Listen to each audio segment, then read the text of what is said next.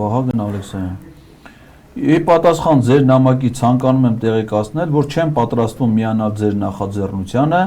բայց եթե ձեզ ամեն դեպքում հաջողվի Հայաստան խմբակցությանը պարտադրել, որ նրանք առաջադրեն Ռոբերտ կամ Լևոն Քոչարյանների թեկնածությունը, ապա կարող եմ խոստանալ, որ խորհրդարանի առաջ հայտնված թեկնածուն այդ նիստից հետո կգնա քաղաքական թոշակի։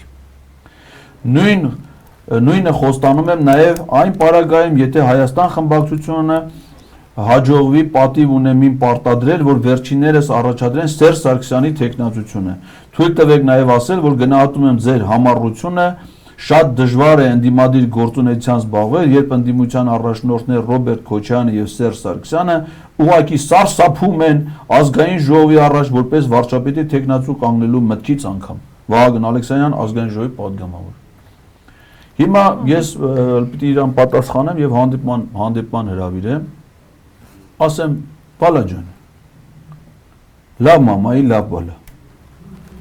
մի հատ հələ ինձ ասա տենամ,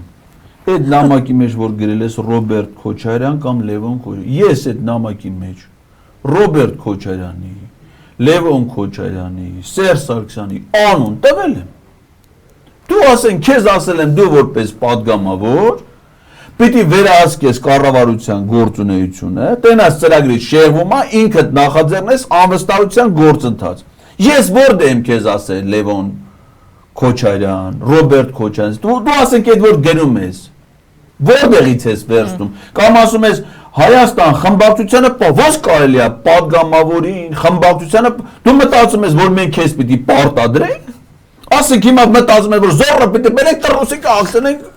Ես բան ոնց է հնարավոր, հագնում ես հագի, չես հագնում, պատգամավորին չի կարելի պարտադրել, ոչ քեզ է կարելի, ոչ իրանց է կարելի, այսինքն դու որ մտածում ես, որ ես պիտի նրանց պարտադրեմ, այդ նշանակում է, որ դու մտածում ես, որ ես նաև քեզ պիտի պարտադրեմ,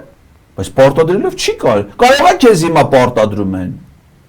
բայց եթե պարտադրում են, արի քեզ օգնենք,